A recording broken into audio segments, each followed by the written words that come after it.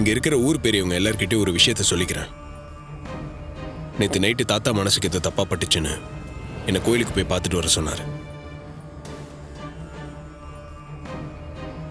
நானும் இங்க வந்து பார்த்தேன். இங்க தப்பு நடந்த மாதிரி தெரியல. ஆனா கோயில் பக்கத்துல ஒரு கார் நின்றுட்டு இருந்ததை கவனிச்சேன்.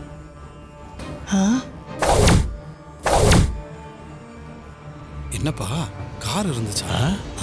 ஒண்ணுமே தெரியலையே. அந்த நேரத்துல கார் ஏன் இங்க நிக்கணும்? அதுல யார் வந்தாங்க என்னெல்லாம் எனக்கு தெரியல.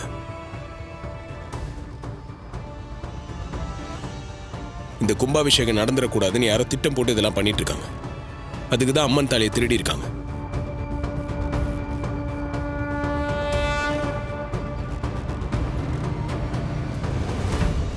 டேய் மவனே, அந்த தம்பி பேசுறது கேட்டியா? கார் நின்னுச்சான், அப்பவே தோணுச்சான். சரி தோணுச்சுல்ல, அப்பவே அந்த காரை பிடிச்சி வச்சிருக்க வேண்டியதானே? நல்லா கதை சொல்றாப்ல. தம்பி, நீங்க சென்னை பக்கம் போனீங்கன்னா உங்களுக்கு நல்ல கதை சொல்றதுக்கு வாய்ப்பு கிடைக்கும். ஆமா, போய் கதை எழுதலாம்.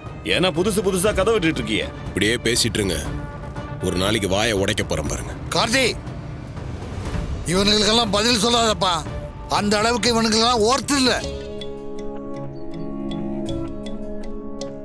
ஆமையா, நாம வந்த வேலையை பார்ப்போம்.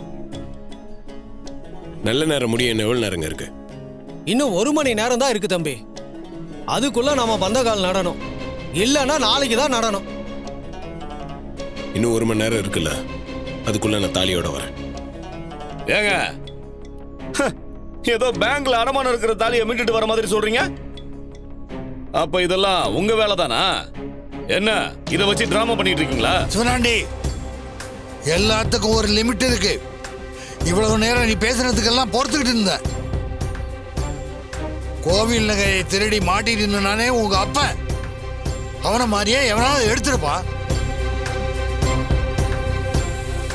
ஒருவேளை அந்த திருட்டு பூத்தி உனக்கு வந்து அந்த நகையை திருடி வச்சுட்டு டிராமா பண்றியா? எங்க அப்பாவை பத்தி தேவையில்லாம சொன்னீங்க, அவ்வளவுதான். சொன்னா என்னடா பண்ணுவ? ஏங்க, நான் ஒண்ணு நடக்காதது சொல்லல, நடந்ததை தான் சொல்றேன். அதுக்கு எதுக்கு உனக்கு கோவம் வருது? கார்த்தி, தாத்தா, நீ போய் நல்ல நேரம் முடியறதுக்குள்ள தாலி எங்க இருக்குன்னு கண்டுபிடிச்சு கொண்டா. சரிங்க தாத்தா. என்ன? ஜாக்கிரதையா போயிட்டு வையா. அம்மா உனக்கு துணை இருப்பா. சரிங்க பாட்டி. ஜாக்கிரதையா.